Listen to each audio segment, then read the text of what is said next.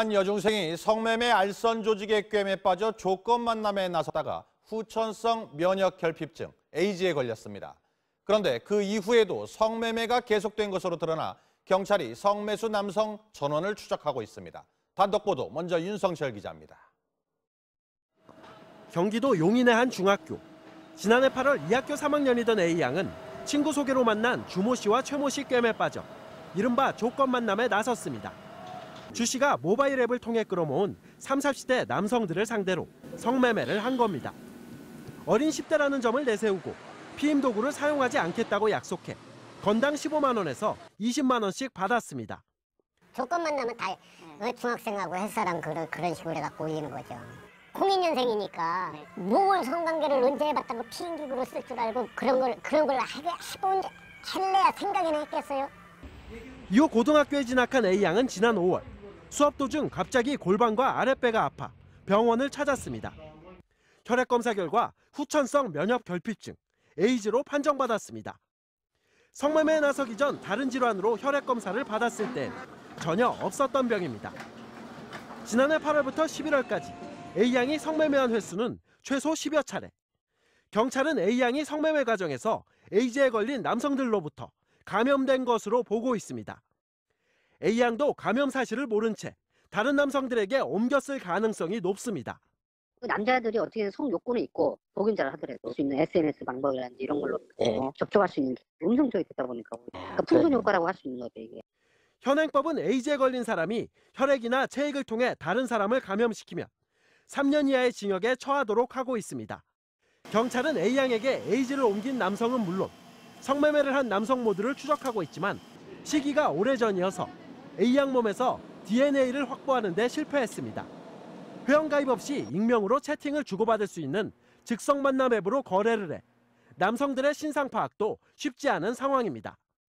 성매매를 직접 한 사람하고만 얘 병에 대한 죄를 물을 수가 있다는 거예요. 그 사람들을 못 찾으면은 얘는 평생 약을 먹고 살아야 되는데.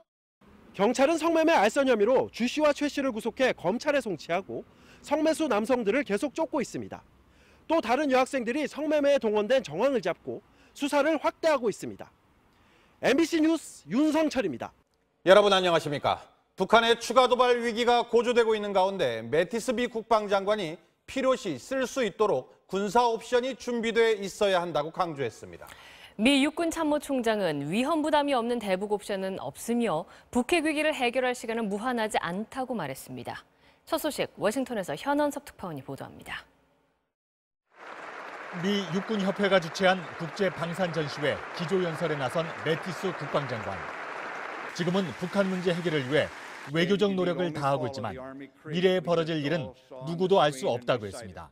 그러면서 미군은 단 한 가지를 할 수 있다고 유사시에 대비한 군사 대응 태세를 강조했습니다.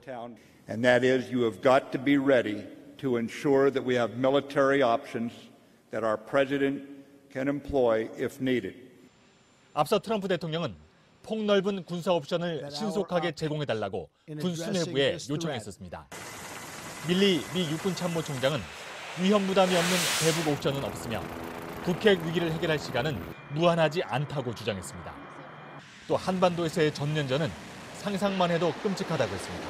The economic effects, the casualties, the humanitarian impacts would be enormous. It would be horrible. There's no question about it. 트럼프 대통령은 다시 한번 대북 협상론에 회의적인 시각을 드러냈습니다. 지난 25년간 미국의 대북 정책은 실패했으며 수십억 달러의 돈만 주고 얻은 것은 없다고 트위터를 통해 지적했습니다. 이런 일련의 발언을 보면 트럼프의 마음이 대북 군사행동 쪽으로 기우는 게 아니냐는 의문을 불러일으킨다고 AP통신은 분석했습니다. 워싱턴에서 MBC 뉴스 현원섭입니다.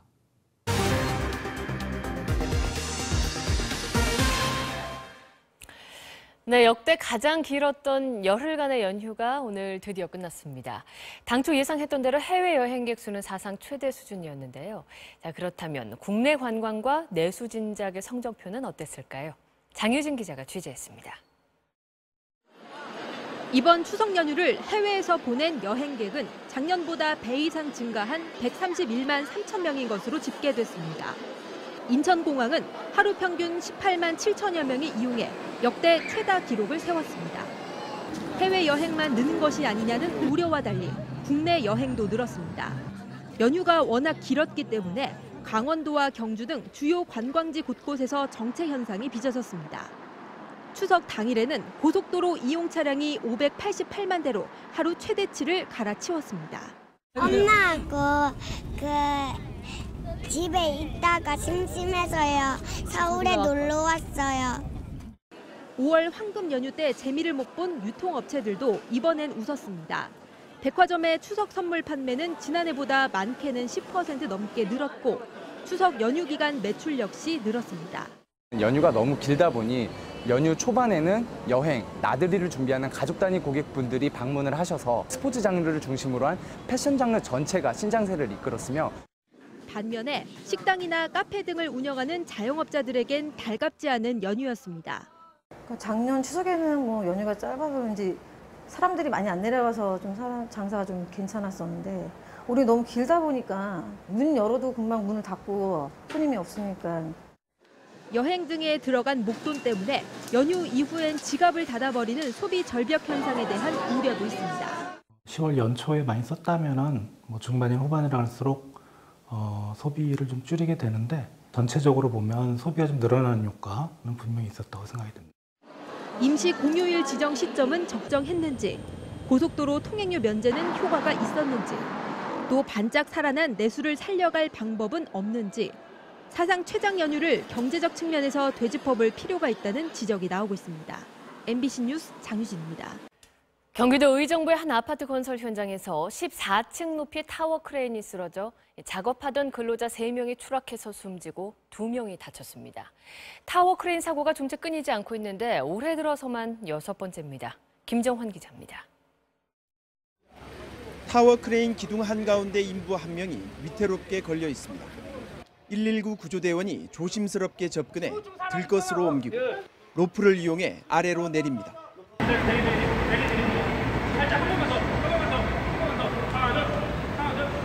오늘 오후 1시 반쯤 경기도 의정부의 아파트 공사 현장에서 작업 중이던 14층 높이 타워 크레인이 갑자기 넘어졌습니다. 공사장에서 삐득삐득 소리가 3번이 나더니 쇳덩어리가 떨어져요. 막 위에서 막 쭉 내려오더니 저 기계가 그냥 푹 떨어지면서 아파트 단지가 무너질 정도로 소리가 크게 났어요. 타워 크레인 위에서 작업 중이던 55살 이모 씨 등 인부 3명이 그대로 추락해 숨졌습니다.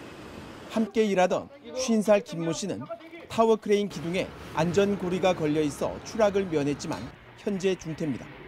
지상에 있던 다른 타워 크레인 기사도 다리를 다쳐 병원으로 옮겨졌습니다. 사고는 타워 크레인을 해체하던 도중 타워 크레인이 균형을 잃고 옆으로 넘어지면서 발생한 것으로 추정됩니다. 경찰은 공사 관계자들을 상대로 정확한 사고 경위와 함께 안전 규정을 제대로 지켰는지 조사하고 있습니다. 타워 크레인 사고는 올 들어서만 6번째로 모두 12명이 숨지고 36명이 다쳤습니다. MBC 뉴스 김정환입니다. 긴 연휴가 끝나자마자 정치권은 모레부터 열릴 문재인 정부 첫 국정감사 체제로 급속히 전환하고 있습니다.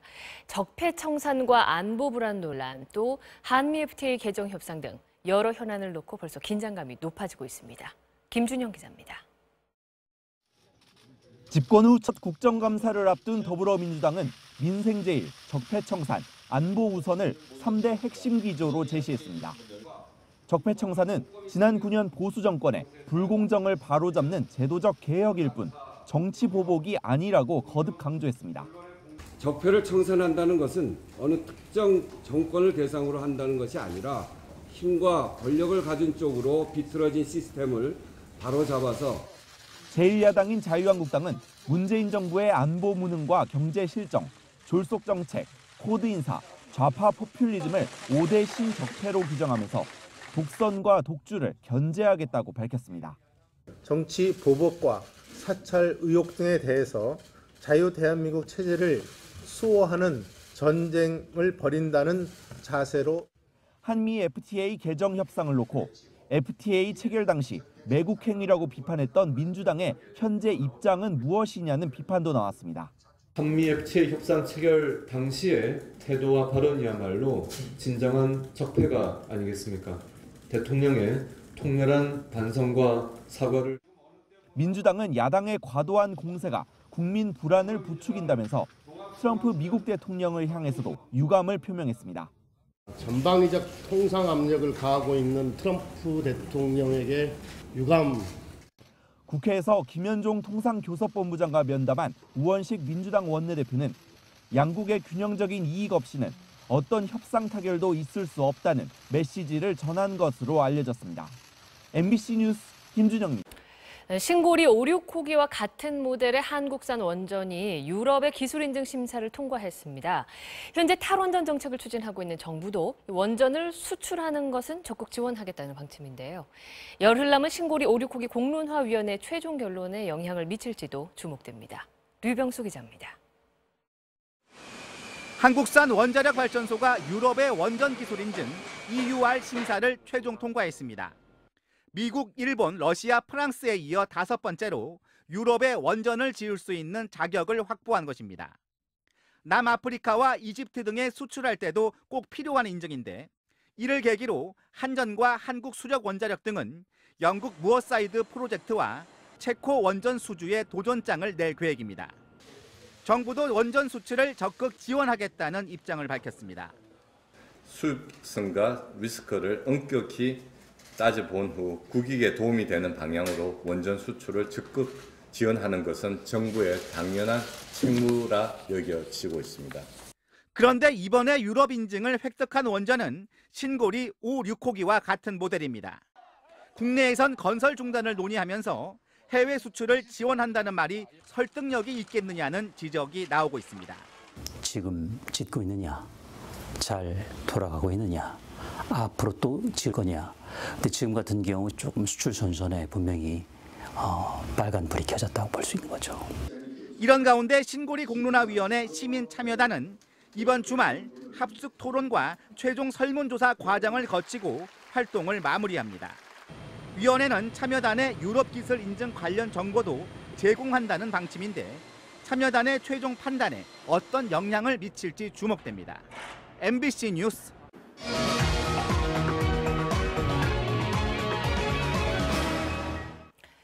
일부 보험사들이 물에 잠기거나 사고로 크게 부서진 전력이는 폐차 직전에 차량을 몰래 공업사에 팔아서 돈벌이를 하고 있습니다.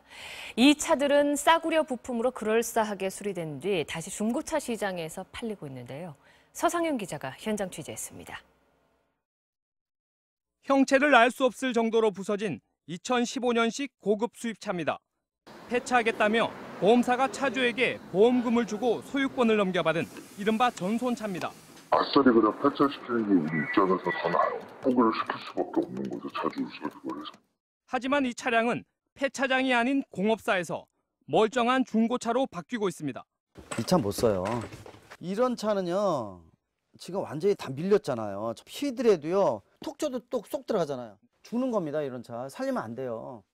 보건과 수리에 나흘 걸린 이 전손 차량은 도색 등 마무리 작업이 끝나는 대로 시중 시세보다 저렴하게 판매될 예정입니다.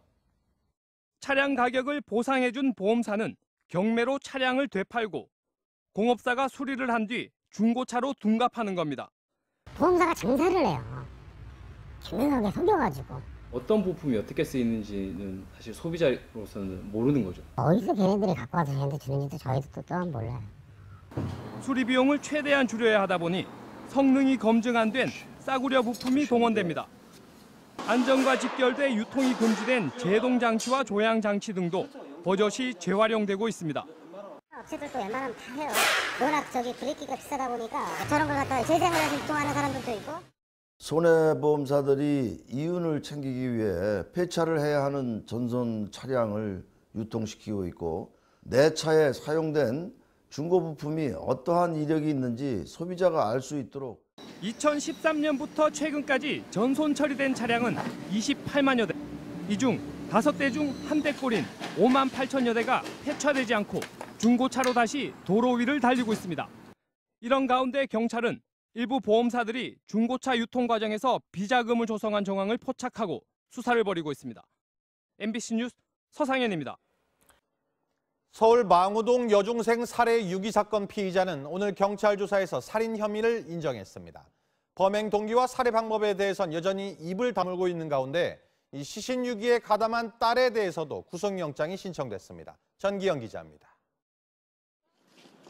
여중생인 딸의 친구를 살해한 뒤 시신을 버린 혐의를 받고 있는 35살 이모 씨가 체포 닷새 만에 범행을 자백했습니다. 살해 혐의 인정하셨는데 심경의 변화가 있으셨습니까? 죄송합니다. 경찰은 피해 여중생이 무기 졸려 숨졌다는 국가수 소견을 토대로 범행 동기와 살해 방법도 추궁했지만 이 씨는 입을 굳게 다문 것으로 알려졌습니다. 경찰은 이 씨 딸에 대해서도 시신 유기 혐의로 구속영장을 신청했습니다. 이 씨 딸은 경찰 조사에서 영화를 보며 놀자고 피해 여중생을 집으로 데려온 뒤 수면제를 탄 음료수를 먹였다고 진술했습니다. 수면제를 먹이자는 계획은 범행 하루 전 이 씨와 모의했고 이 씨의 지시로 수면제를 건넸다고 말했습니다. 또 밖으로 나가 다른 친구들과 놀다 집에 돌아와 보니 피해 여중생이 숨져 있었고 아버지로부터 자신이 죽였다는 말을 들었다고 털어놨습니다. 이 씨 딸은 시신을 검정색 여행 가방에 담아 차에 싣고 이 씨와 함께 강원도 영월 야산에 버렸다고도 말했습니다.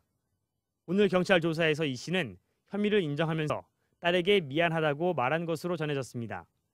경찰은 내일도 이 씨 부녀를 계속 조사해 범행 동기를 집중 추궁할 계획입니다. MBC 뉴스 전기영입니다.